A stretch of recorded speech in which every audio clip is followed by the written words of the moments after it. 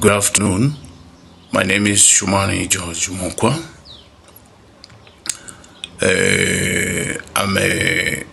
graduate of International Relations and Diplomacy from the University of South Africa. I'm interested in pursuing my studies in the People's Republic of China. The reason I want to do it in the People's Republic of China is because my area of focus, or the area that I'm interested in conducting the research in, is the area of international relations, but in particular, I'm interested in the relationship that is there and that has been there between the People's Republic of China, or to be more precise, even in the context of the historical context where China had always traded with countries in Southern Africa and Africa as a whole. But in particular, I would want to research on the kind of relationship that exists between China and South Africa currently, and how it actually impacts or shape a number of aspects in relation to South Africa, but mainly how it helps South Africa develop economically, but also how that kind of relationship can be used to deal with the kind of challenges that South Africa is currently facing, the challenges of inequality, the challenges of an economy that is struggling to grow at a pace that can actually assist in dealing with pushing back the frontiers of poverty among the majority of the people in the country. To put more context, let me reflect briefly on the background of the relationship between China and Africa. I know for sure that this is the relationship that dates back to the 10th and the 11th and the 13th century, during the time of the K2 historical settlement of K2 and Schroeder in Southern Africa, probably in what is today known as Mozambique. There had been a number of trades that also proceeded between China and Africa in areas such as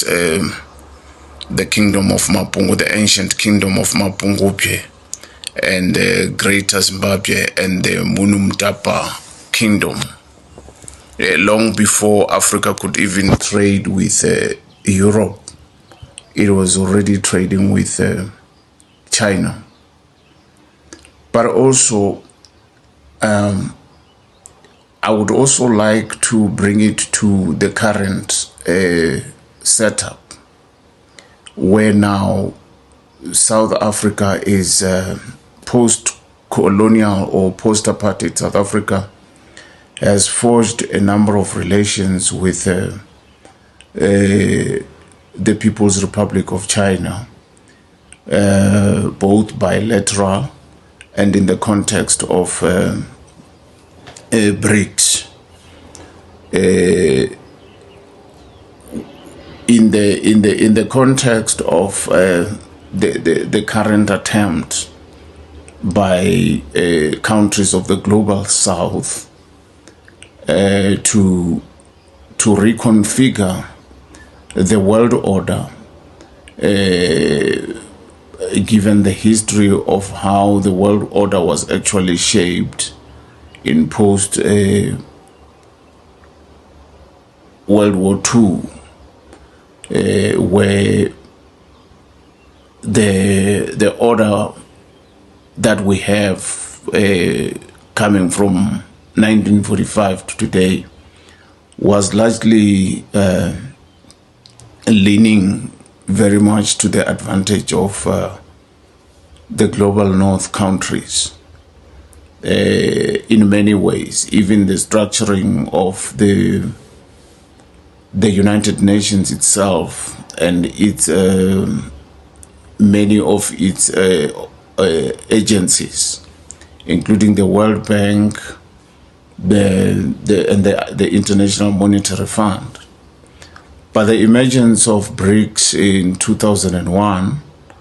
has actually offered the world an alternative in terms of how countries can relate in terms of the South-South relations, but also how in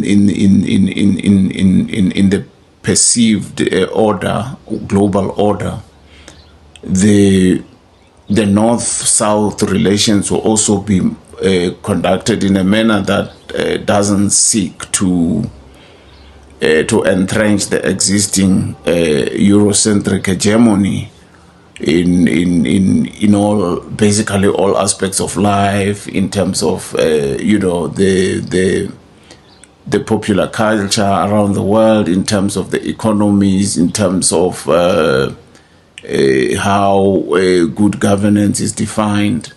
in terms of how education is structured, and in terms of how financial sectors are actually conducted. So it is in